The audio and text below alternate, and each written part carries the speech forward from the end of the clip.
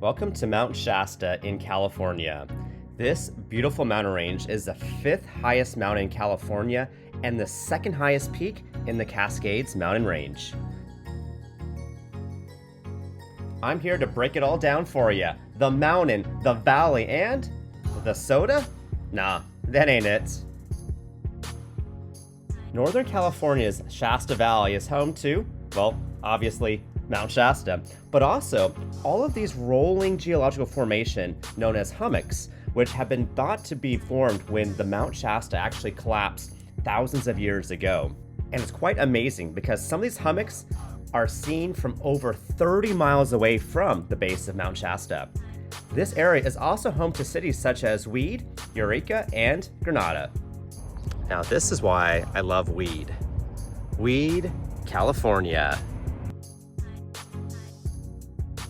Today, I'm on a mission to capture some amazing shots of this mountain, plus also catch a little bit of these seagulls in action, which leads me to also think, what are these birds doing out here without any nearby bodies of water? It's a mystery. Perhaps this will be a subject of a future video. Until then, time for more shots. Photos, that is. And depending on the time that you go, you might be in for quite a treat, such as a spectacular sunset here in Shasta Valley.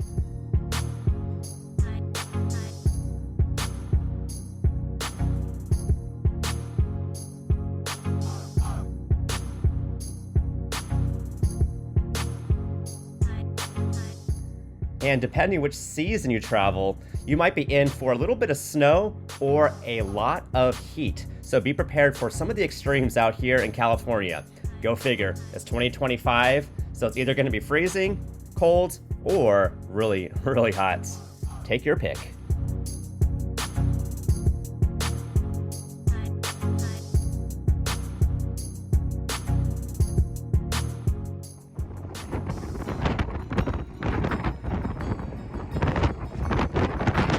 And did I mention the winds? Even here in the winter, miles away from Mount Shasta, the wind blows all of this ice and water from the mountain into the valley. It's quite amazing.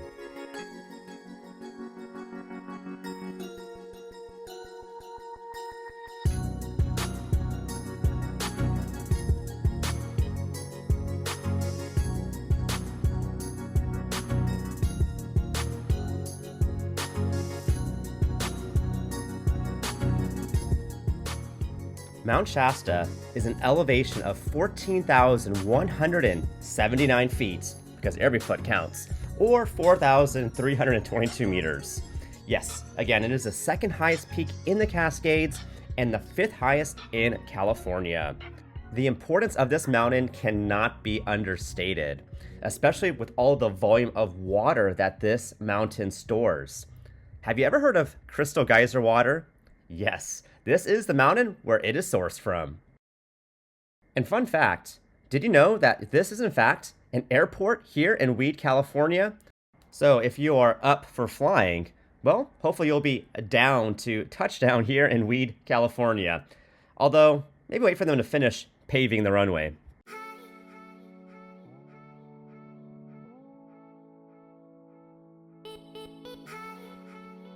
Now, if road trips and driving is more your thing, well, Mount Shasta and Dunsmuir's got you covered there too.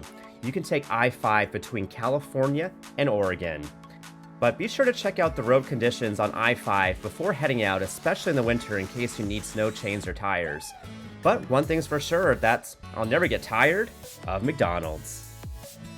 And while I wish I could say that this smoke might be because of someone leaving the fries in the oil too long or overcooking the Big Mac patties, unfortunately this area is subject to natural disasters such as, well, the occasional volcanic explosion every few thousand years, but also wildfires. You know, there's been some unfortunate times, such as in 2020, where there were some massive fires out here, and still, occasionally it does happen, so please, just take precaution and follow any rules and regulations while you're out here camping or visiting.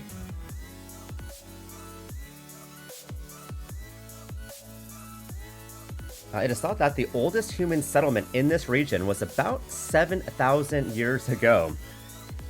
Now, have there been any eruptions during that time? Well, yes. It is thought that the last known eruption of Mount Shasta was around 1250. So that's almost 800 years ago. Now, there's also a disputed claim of a 1786 eruption, but more to come on whether or not we can prove that and how we can do that. However, though, there is no denying that this is definitely active volcanic territory, and it's proven by all of these geological formations that are quite impressive, such as Black Butte, right over here, just towering next to the I-5. Beautiful, but also kind of eerie. Also, when you're looking at like these clouds at sunset, and you're thinking, I'm driving right now through pretty active volcanic territory. Right on, let's pull over and let's take some more photos.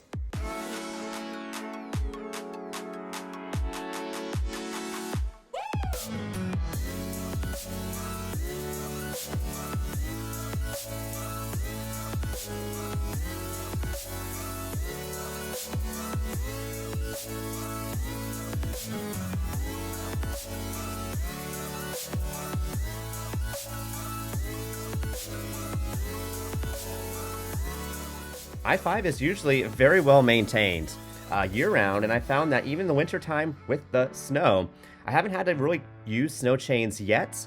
But of course, stay posted on the internet if you are traveling in the winter, because that could always change.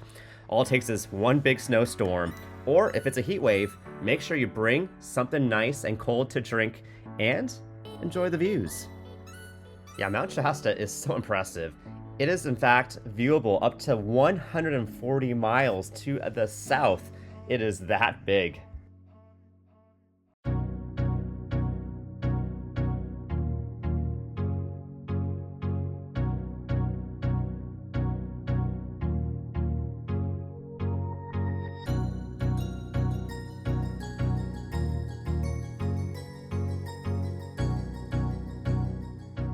Again, this is Black Butte. This is a kind of a cone mountain here near Mount Shasta Peak, and it's thought that it's formed while Mount Shasta either erupted or collapsed. And there's a lot of these domes, again known as hummocks, that are all around the Shasta Valley. Although Black Butte is definitely the most pronounced. It's big, and of course it happens to be right next to the highway.